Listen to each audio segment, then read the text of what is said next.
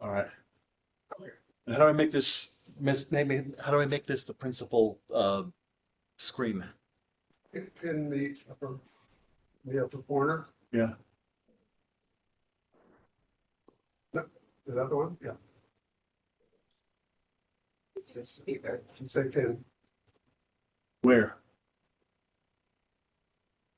Forgive me, folks. I'm new at this.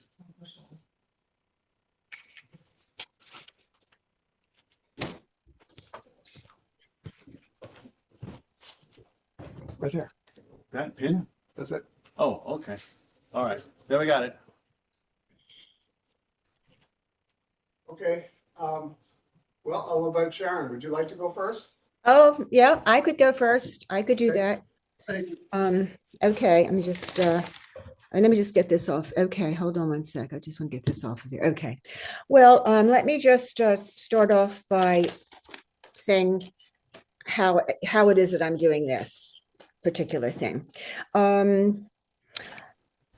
I thought about making a New Year's resolution only because some friend of my daughter's who I've known for many, many years as well asked me if I had made one, and of course I didn't, and I don't know when the last resolution I'd ever made, because they never were successful. You start it and then it peters out. But what I did realize about myself is that I kind of make a daily resolution. I know Tom just mentioned she has a bucket list. I have what I call a punch list, the terminology left over from the days when I was in construction. So I think that every day I make a list of things that I really want to accomplish, and I tend to accomplish them, if not in that day, but sometime during the week, or sometime in the very near future. So when I thought about this, if you all watch MSNBC and you watch Lawrence O'Donnell, he has a lovely young girl that since she's been 13 years old, who is a poet, and who the Kind Foundation, kids who in need of desks, support through UNICEF. And also they pay for girls' high school tuition, because high school costs money in Malawi. So she was 13 years old. You could go online and watch her do it, because I assure you she does it a lot better. I also have this nice sign of hope. It's probably backward on your thing, but No, I had, you got it. I like it a lot. So anyway, her poem is called, she was 13 years old when she wrote this poem, and it's called Little by Little. And she has the most adorable accent. She goes little by little. And I find myself, when I'm trying to get something done and I'm rushing it, I kind of say that to myself. So it came to me, and this is from a 13-year-old Joyce Chisali from Malawi. And she says, little by little we go, no matter how far the road is, we're not going to turn back. Little by little we go and reach our destination. Little by little we go, no matter how bumpy a rut in the road is, we're not stopping. And little by little we go and fulfill our dreams. Little by little we go, no matter how narrow the path is, we're going to force ourselves to pass. Little by little we go and reach the promised land. Don't be shaken. Don't turn back. Little by little we go and fulfill our dreams. And now Joyce Chisali is going to be entering her first year, because what she was asked when she was a young 13-year-old, that she said she wanted to be a doctor and a poet. And so she is now going to be beginning her first year at the Malawi College of Medicine. So little by little she went. And it probably was not an easy way to go, because she was totally dependent on the money that people send from all around the world, I guess, to support these girls. So that to me says, I don't know if you're old. I think little by little you can still accomplish a lot. Tamara's growing her hair. That's pretty good. Tamara, I'm sorry. And so there you go. It's good for the young and it's good for the old. Thank you, Sharon.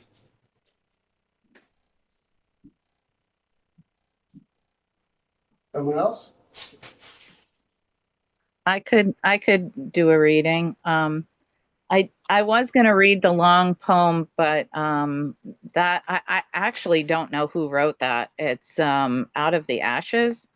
It's I just think I'm too emotional today to do that. It's quite long, but I do have two poems that I have. They're very, very short.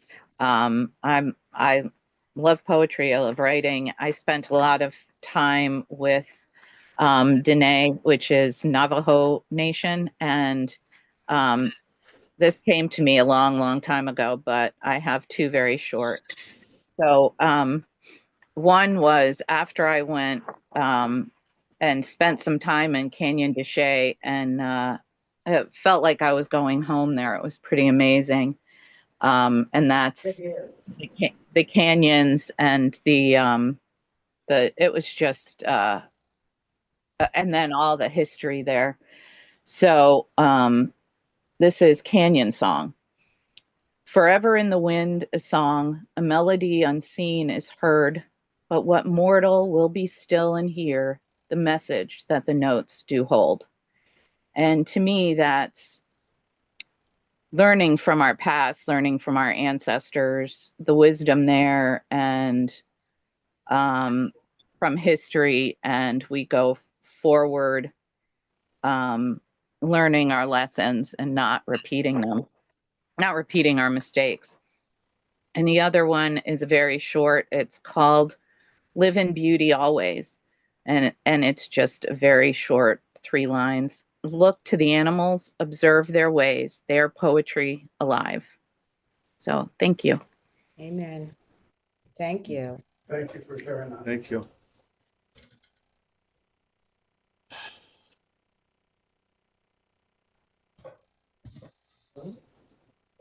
Lori? I just wanted to introduce a concept called Sankofa. It's an African symbol that is a bird that is whose feet are facing forward, but they're looking backwards and holding an egg in their mouth. And it's it translates as it's okay to go back and retrieve what we need to retrieve. And so this idea that we can use our this reflection to actually understand that we need to move forward, and we also need to be looking back to learn whatever it is that we need to be. So Sankofa, it's a Sankofa moment. That's all I got. Okay. Oh, no, you? I'm not surprised to me, but I'm surprised you. That one time? I have a story to read. It's nice. This was published in Biography magazine in March 2000, but I'll explain more what I'm doing with this story after I read this. It's a fun page. At first, the story sounds like it could come from today's headlines. A noted politician is caught in a sex scandal, his distraught lover hounded by the press, and their unlikely tale becomes a national obsession. But there's one major difference. This illicit affair and its tragic aftermath unfolded in the small upstate New York town of Monticello in 1913. And although the two lovers, Melvin Couch and Adelaide Branch, are no longer familiar names, their story still ranks as one of the most bizarre in tabloid history. The scandal began 4 days before Christmas when a respected Monticello doctor, J.F. Curlett, was awakened shortly before dawn by a frantic pounding at his door. Opening it, he found a frail, ghostly white woman wearing only a film wrap over a nightgown. She muttered the name Melvin Couch. Couch was Dr. Curlett's brother-in-law and the county's former district attorney. Few men were better known and respected around town than Couch, who still practiced law, though he was well into his 60s. You will come, won't you? The woman pleaded before running off toward the city square. Curlett followed her all the way to the Masonic building where Couch had his law office. And there he found his brother-in-law lying on a cot in his second floor workspace. Curlett checked for vital signs, but it was too late. Couch was dead, and the woman who'd led him there had disappeared. Several hours later, after the sheriff had been called and the coroner had removed the body, Melvin Couch's wife, Jeanette, arrived. In a moment of grief, she went to the door inside the office that her husband never had allowed anyone to open. She turned the knob, but it was locked tight. As a police officer prepared to break down the door, a voice on the other side cried, "I'll come out if you won't hurt me." Then the knob turned, and out stepped the ghostly woman who had pounded on Dr. Curlett's door. Her name was Adelaide Branch, and she explained without prompting that she was in love with Couch, and the two had been carrying on a relationship for 15 years. For the past 3 years, she had lived willingly in this closet-sized room crammed with a cot, a small oil stove, a table, and some chairs. All she wanted was to be close to him. The 40-year-old Branch told a sad story. Born in Hartwick, New York, she was only 15 when her father, the town's postmaster, committed suicide. Not long after that, her mother died of cancer. Then Adelaide had a nervous breakdown and had to leave school. She eventually found work selling books door to door, a job that brought her to Couch's Monticello office sometime around 1898. He was a driven young lawyer who had been elected to 2 terms as district attorney, but was defeated when he tried to run for county judge. That loss broke him financially and emotionally, and the local papers later reported, quote, "His confidence in mankind ever after was changed. He trusted no one with his confidences, and he asked no one to trust him." Till he met Adelaide Branch. From their first encounter, he knew they were soulmates. Her trips to town became more regular, and Couch would sneak down to the train station and escort her back to his office. Eventually, he came up with a plan to see even more of her. With divorce not an option in this small conservative town, this was 1913, Couch told his wife a leg he'd injured year before had grown so painful he couldn't walk home every night. Instead, he would live at the office and come home for dinner every Sunday. He neglected to mention that Adelaide would be living at the office with him in a special tiny room he partitioned out of space in his inner office. For the next 3 years, Branch would hide there during the day while he saw clients and then come out after business hours. She willingly went along with the plan until the fateful 1913 Christmas, when she and Couch argued over whether she would go home and see her family for the holidays. As they fought, Couch suddenly collapsed. The coroner later cited a broken blood vessel as the cause of death, and Branch ran for help. With Branch in the Sullivan County Jail while police investigated her account, news of the unlikely affair spread swiftly through the town. Then it became national news, landing on the front page of the New York Times. Countless tabloid reporters rushed to the hamlet to report on the scandal and the figure they quickly dubbed the hidden woman of Monticello. In the ensuing publicity, Branch received many letters, including one from author Upton Sinclair, who thought he detected a kindred soul in her. With some help from Monticello authorities, he spirited Branch out of town in the middle of the night and brought her to Manhattan. Frustrated reporters attempted to track her down, but without success. Eventually, the story of Adelaide Branch faded away. But what became of Branch? Her end was as mysterious as her life. A therapist friend of Sinclair's who had been treating Branch sent the author a note saying Branch had begun to write her story. The letter also apparently contained some of her manuscripts, which later vanished, along with its author. At the end, as during her clandestine affair, Adelaide Branch was the hidden woman. That story has been told a number of times by local historians. John Conway has written, I think, at least 3 columns about this, and others as well. Barbara Graff wrote a column ran the Times Herald Record. It's also been, and I'm talking about modern times. It's also been in the Democrat in their down the decades column. I'm just talking about local papers in recent times. There were hundreds of articles during the couple of weeks period after this incident happened in 1913 and 1914. And that was really thanks to William Randolph Hearst, who isn't mentioned in this article. But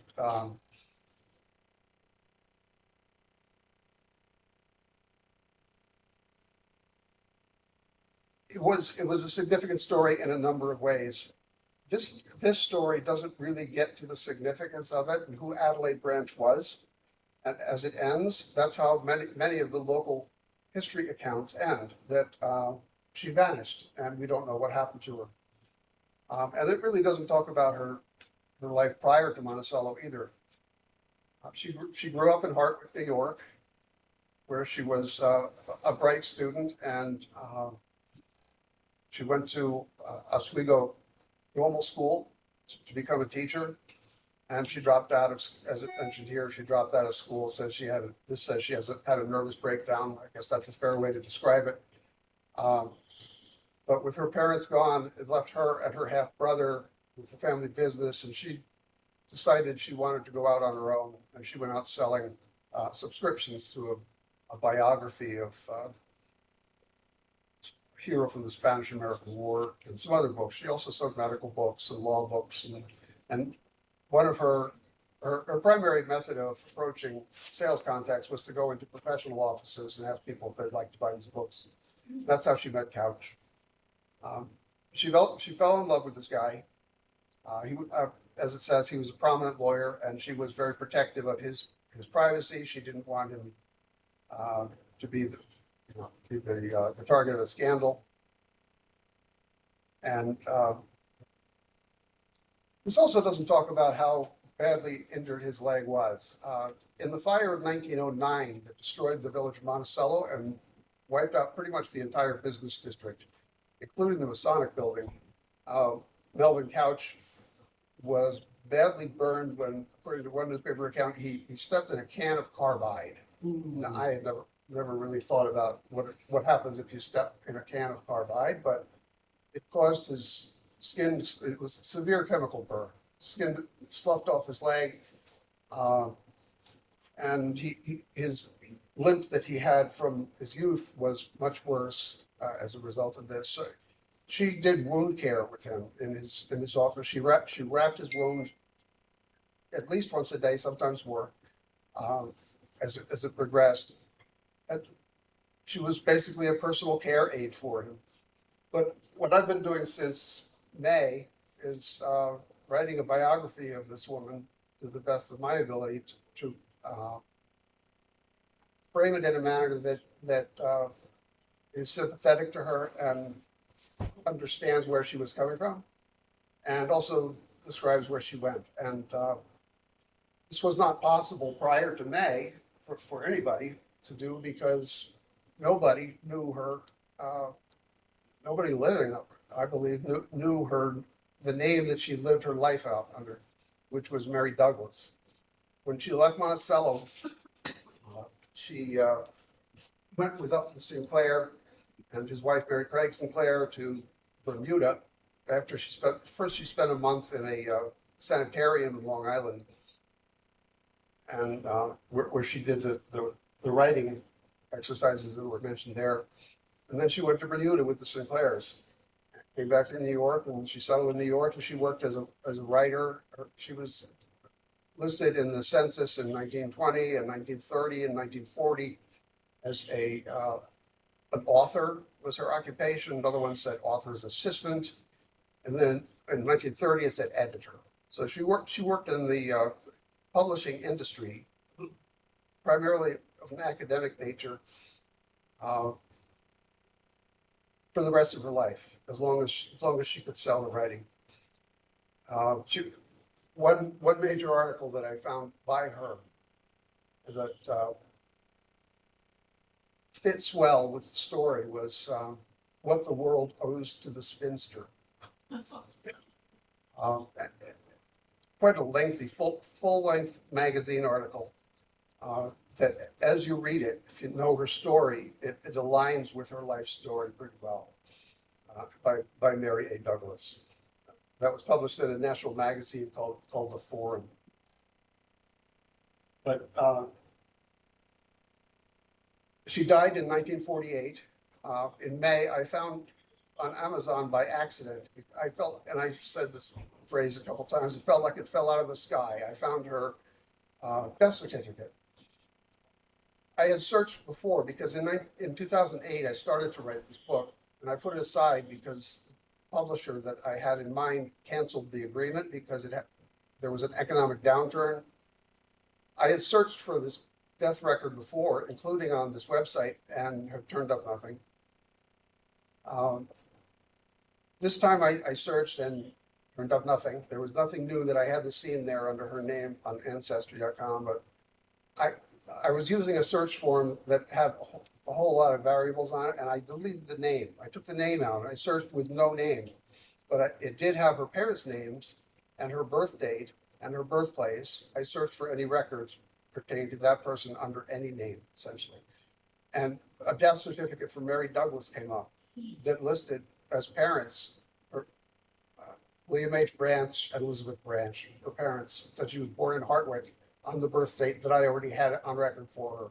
This was absolutely her death certificate and her new name that she lived her life under. So knowing that has allowed me to do to track her more closely than anybody ever could. It's no longer a mystery where she went. And, well, don't give one away. The whole story. In 1942, You're writing a book. in 1942, she applied for assistance to a charitable organization called the James N. Jarvie Commonweal Service, which was an entity of the Presbyterian Church. Upton Sinclair and his circle of associates helped her to make this application and served as he did not serve as a reference, but there were the references that she listed were all radicals in that time, socialists. That was the world that she was involved with in the city. And she, in 1930, she also lived in Washington, D.C. That's where I found her in the census. I'm sorry, it was 1940. She was in Washington, literally in the shadow of Capitol Hill, across the street from the U.S. Capitol and the area that's now the Hart Senate office building. I'm still searching for articles that she wrote. Most of what she wrote, I think, was not bylined. She did copy editing, and she also did typing. She did typing for Melvin Couch in his office, and she learned to take dictation there. But she died in 1948 at St. Luke's Hospital in New York City, a heart attack. It was actually her third heart attack. She had a heart attack in Washington, D.C., and a previous one in New York. So it's been quite a project to track this woman. I think I'm currently at 265 pages for this biography.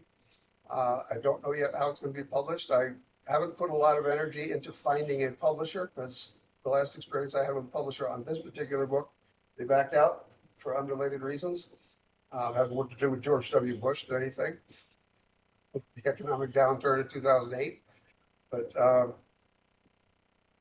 it's been interesting, and Jill has been very supportive, and she'll pop in the office every once in a while and ask me how Adelaide is. But If anybody ever needs anything researched, he's the guy. Oh. it's been fascinating. And she's a very interesting woman and interesting story. So I hope that wasn't too long. I figured it was a small audience. Yeah, that's great. Yeah. Wow, that was fascinating. Thank you for sharing that, Tom. Wow. If you're interested in the story, I've been putting some items on my website on tomrue.net, TOMRUE.net. Um, some accounts, there was, Upton Sinclair wrote what's called The Story of Adelaide Branch. He also wrote about her in a book that was never published. I got that from Indiana University Archives. But he wrote a book called The Brass Check, which was a critique of journalistic ethics in the United States. Excuse me, The Brass Check, the title comes from brothels, where the customer, John at a brothel, would pay his fee, and he'd be given a brass coin, which was called a check, and then he would exchange that for the services that he came for. But he was implying, not implying, he was stating that the newspapers of the era were prostituting themselves and owned by the elite of the country. It's a very good book. But what chapter 8 has to do with what's called the Heart Life and her story and how that was exploited by not just Hearst newspapers, but newspapers across the country.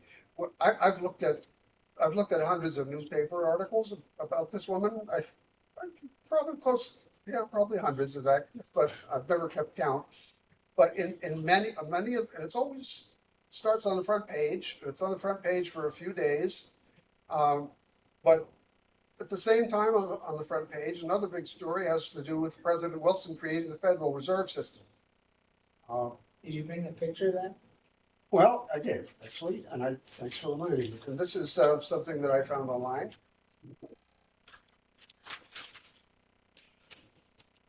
I think this is what's called a newspaper banner. There's nothing on the back. It's printed on blank paper. Let me get a close-up of it. We'll get there. Um, Here, we'll bring it over to the. What they would do with this in places like New York City, you might have seen, I've seen it in the city where they have fruit stands and newsstands. Fact. Right. Sometimes they sell fruit or candy. And on the window on the side, you might have this banner tells what this was the big story of the day. This was bigger than the creation of the Federal Reserve System and the Federal Reserve Board. But it has pictures of Adelaide Branch and Melvin Couch and the room that she lived in on the second floor of the Masonic building. Oh. That building is still standing. It's been vacant since 2000. Yeah. But anyway, interesting local history, and it's got national connections as well. Thank you. Thank you. Yeah. Fascinating. I know Andrew Laties had talked about, I think Stephen was asking about publishing. I guess mostly the help you can get to get it published. I guess most of them are wind up being self-published or something. But there was something. Stephen, do you remember what information he gave you? It was called, I'm trying to think of the name, not Graham, but it was something like that. It was somebody that you can go online and they go through all the steps. It doesn't cost any money. But if you were interested, you could probably get in touch with Andrew Laties and probably. I did call him the day that he spoke. After he spoke, I called. Mm-hmm. Maybe it was a week, I don't know. But because he mentioned the self-publishing site that he uses. Yes. What was it? What was the name of that I site? don't recall. It has to look at me. Sinclair something or other. Thing.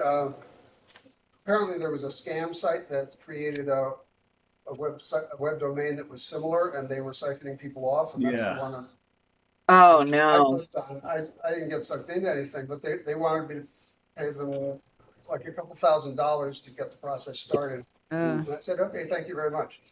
Yeah, that's not the one you want.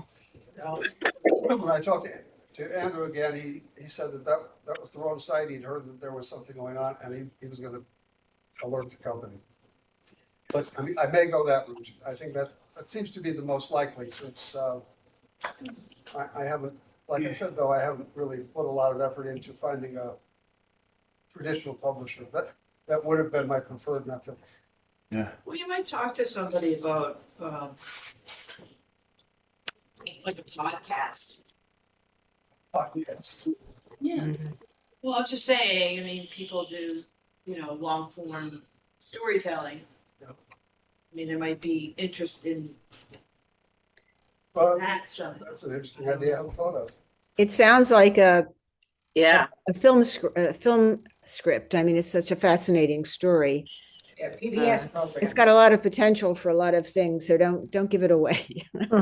Yeah, definitely. I would say film also. And of course it was more popular in the newspapers, right? Scandal is much Yeah. more popular in the Of newspaper course. than financial stuff. People want their dirt, you know? Wow. Wow, that's wow. Poor woman. Oh my gosh. Well, everyone involved, it just sounds like tragic all the way around. Wow. But she was very clear when you read her words that this was entirely voluntary on her part. Mhm. And it was consistent with her childhood too. She lost her father when she was very young, and then she took care of her mother who had cancer. Her mother died. She, like I said, she went to school to become a teacher, and she did some teaching up in Otsego County. She was working in children's homes, and according to a newspaper up there, that she was, and they had these brief little notes about what local people were doing. It said she was she was teaching school in this one family's home where I could see from other records, the father died of tuberculosis. Um, How old was she when she died? Died in 1948. She was 40 years old when this incident happened in Monticello, and she died No, she in was over. she was in her 70s. Uh-huh. Okay. She did not die of tuberculosis, or the after effects of that. She had cardiac problems, but she did have Yeah. pulmonary problems when she was a younger woman, and that could have been related to tuberculosis. She was a caretaker. Mhm. She took care of her parents. Basically her father essentially abandoned her by hanging himself in the barn. Oh, yeah, yeah. Um, Mhm. her father had been town supervisor, and he had also been No wonder. the town justice, the town judge up in Hartwick, and the postmaster. So this was a prominent family in the community, and it was devastating to the family and to the community when he hung himself. And then um, she took care of her mother while she was sick, and she passed away. So, what is the story about her other name and where that came from? Well, there's no clear way to know that for sure. My best guess is that she picked a name that was from her ancestry because thanks to Ancestry.com, it's not that hard to put together a pedigree chart for somebody Mhm. from that period. Uh, and I believe it was her father's great grandfather was named Douglas. Okay, so she took a family name. Okay. Right. In 1880, she was listed, when she was 7 years old, she was listed in the federal census as Mary A. Branch. Uh, Through most of her young adulthood, she went by Adelaide M. Branch. So she switched her names around. Even as a young woman, she went by Adelaide. Mhm. Um, but then when this happened, she went back to Mary A. Used the name Adelaide, Mary A. And she pulled the name Douglas out of thin air. There's no other explanation that I can see for where she got that name. Well, just I've mentioned it many times, and one of the things that I don't know if I'll ever get to do it, although it's on my list, is to really have a storytelling night. I think it's so powerful. Stories are so powerful, and this is a very powerful story. And you've now told us this, and I think other people, if it's not somebody else's story, they have their own stories, and they're interesting parts of people's lives that I think are very fascinating to listen to. And so um, maybe sometime we'll do a program that says, tell us your story. And it doesn't have to be a true story. It can be any story that touches you or somebody else's story, but it might be nice because I think storytelling is a real compelling way to reach other people and, and to get them to know you better. So I think that's kind of very neat. Thank you very much, Tom. That was really great. And good luck with the book. Thank you. Tom, my Tom has written a book and it's called Pioneer Street, the street that we lived on. And it's all about what that neighborhood was like and what his life was like in in the bowels of Brooklyn and in his profession as a professional trumpet player. So it's kind of good. He's gotten it together. It's a vanity publication, but it's never been edited properly, and it's not likely to be. But he still works on his stuff. Writing's good.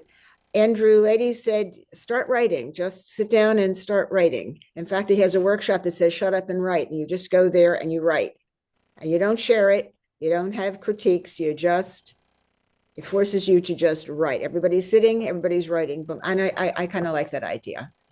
Well, Because if we don't take time for ourselves to do that, and I think it could be very important, for our own mental health as well. I agree. I do plan to take a much closer look at the website that Andrew recommended, the self-publishing site. Mhm. I think self-publishing is probably the most likely. Podcast? Yeah. I don't know. Remember one of the people that we were in Ireland with had said that in today's world, if you want a real publisher, they're looking for somebody young because they're not looking for a one-time shot. They're looking for somebody who's going to create a number of books, so it's harder to get. And this guy has published a bunch of books, and but that's one of the things that we learned from him.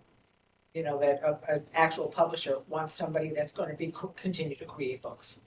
They don't, because that's how they get their future, make their money back, those publishers. So self-publishing was actually recommended by everybody that you've spoken to. Self-publishing? Yeah. Yeah, it's doing. That industry seems to have taken off. Anyone else? For closing words? This is from an article that appeared in the Columbus Daily Statesman, December 27th, 1913. Title of the front page article was Miss Branch Tells Her Story. Heartmate of Monticello lawyer declares she has no regrets. Very brief quote. As soon as we strip off this fleshy veil, we are all love for every human soul. Maybe I could say something. Please. Yeah. Yeah. Thanks. Nice to be here. I've had a really intense 2.5 years in my life, mostly black and down, with the tornado hitting our farm and destroying my way of life, and health issues for me and my partner. But I am realizing how privileged I am every single day. And I think one of the things that does bring me some joy is doing positive things for other people. And fortunately, I have been a radio host for 30 years. And I have my own show that nobody dictates what I can do. It's called Ballads and Banjos. It's been on WJFF, our community radio station, for 30 years. First it was 2 hours live, then it was 1 hour live, and now it is 1 hour recorded. And I take great pleasure in it. So for the month of January, in the beginning of the new year, I decided there should be 5 shows that are all really positive, that are all upbeat, that are reasons to not be gloomy. I have enlisted 3 people because in the heart of a lot of people is the desire to be on the radio. But when I say to Jill, how about it? Oh, no, I could never do that. That's not for me. But it really is for a lot of people. So I have 3 people who are my team now, and I didn't have to ask permission for them to be there. The show is called Ballads and Banjos. I play a lot that's not ballads, and I don't play all that much banjo music. So I did a show that was on yesterday, and I commend it to you because I think it's a nice way to start the new year with things that are really positive and uplifting. And next week, Greg D'Annunzio, who used to do a show called The Grand Insomniac, he'd drive to the station by a dam site, an hour from Middletown, and do this show, more rock and roll. I have Katie Swoboda, who's an employee at Bethel Woods, and I have John Jagiro, who lives in Lake Huntington, and all of them are putting together this kind of very positive show. I think you might really like it. Somehow, finding positive things is really important. I mean, it's really important. This week, there was a truly inspiring event that I have watched now a couple times, and I would ask that you might have a look too. I'm a New Yorker. I still, even though I've lived in Sullivan County with property for 50 years, I still am a Brooklyn person. I know the city and I love the What? city. And this week, the inauguration of the new mayor was outstanding. That doesn't even come close. It was the way a city, a country should present itself. It was wonderful. You can get it on YouTube. You can see the whole thing. You can hear the second in command speak in several languages. You can see people of color, all sexual Yeah, you like orientation, that color. praising the possibilities of a city. The other thing, which I was very taken with, was a poem that was read at during that inauguration, and it was a poem by an African American poet, and I had it on my. It's I don't know if I can do justice reading it, but I think I'll try it anyway because I couldn't figure out how to get it up on the air. The poem is called Proof. Did anybody see the inauguration? I heard snippets of it. I mean, I saw, review. I saw bits and Snippets, pieces of it. you missing it. You need to watch We'll it. go home and watch that. When have you been, your spirit's been so uplifted by something? I just, anyway, this guy who's a poet, who's a professor, and his name is Cornelius 80, I think. He wrote a poem called Proof, and I'll try reading it. You have to imagine it. Who said you were too dark, too large, too queer, too loud? Who said you were too poor, too strange, too fat? You have to imagine it. Who said you must keep quiet? Who heard your story and then rolled their eyes? Who tried to change your name to invisible? You've got to imagine. Who heard your name and refused to pronounce it? Who checked their watch and said, not now?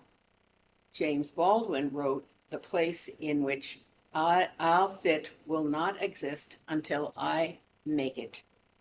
New York, city of invention, rolling town, refresher and renewer. New York, city of the real, where the canyons whisper in 100 tongues. New York, where your lucky self waits for your arrival. Where there is always soil for your root. It is our time, the taste of us, the spice of us, the hollers and rhythms and the beats of us and the echo of our ancestors who made certain we know who we are. City of insistence, city of resistance. You have to imagine an army that wins without firing a bullet. A joy that wears down the rock of no. Up from insults, up from blocked doors, up from trick bags, up from fear, up from shame, up from the way it was done before. You have to imagine that space they said wasn't yours. That time they said you'll never own, the invisible city hit on its way. This moment is our proof. And then when that was over, they sang the song that we should all learn to sing. And it's the one, Bread and Roses. We need bread and we need roses too. So I really commend those minutes on YouTube because you will remember it a long time. Thanks.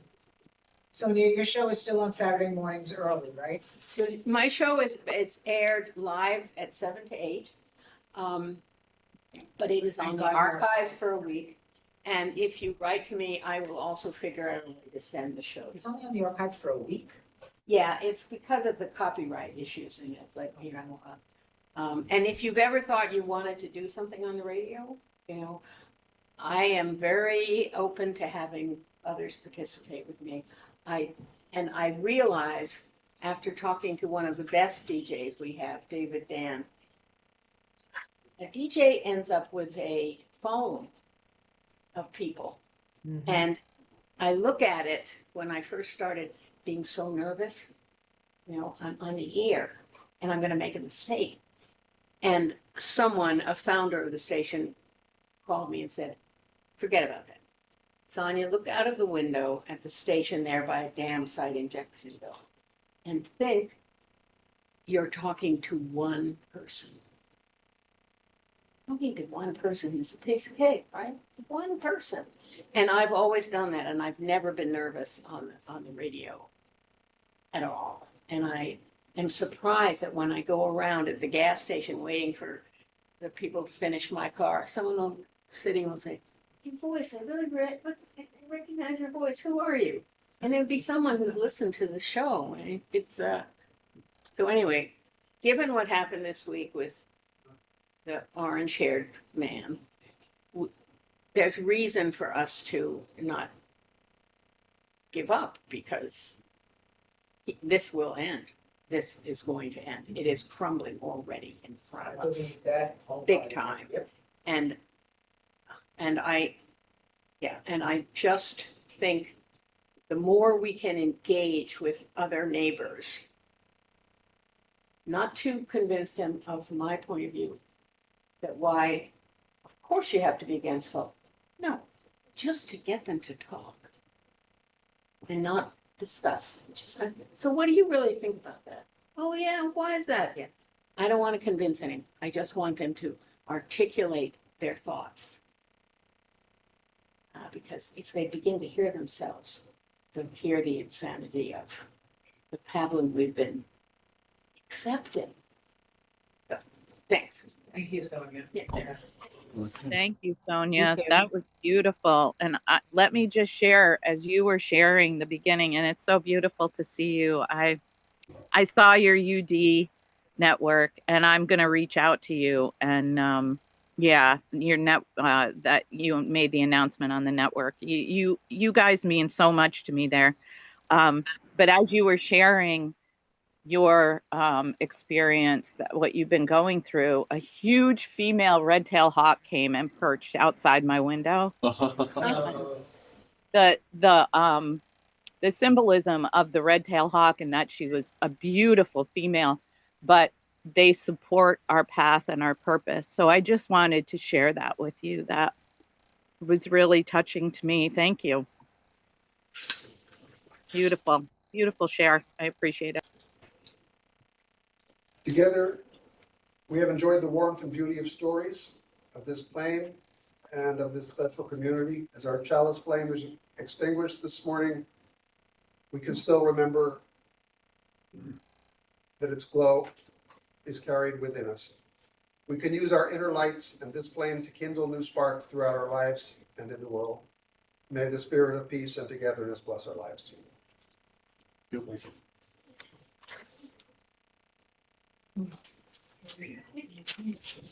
Thank you, Sonia. Good to see you again. All right. Sorry. Yeah. Nice to be here. Do you know Steve Pritzker? Yeah. Yes. Don't they live right across? Okay. I want to just stop in. I don't have his email or text. They might be home, but they're pretty much housebound. I think so, yeah. Okay. Which house It is didn't recognize me. Oh, what's interesting?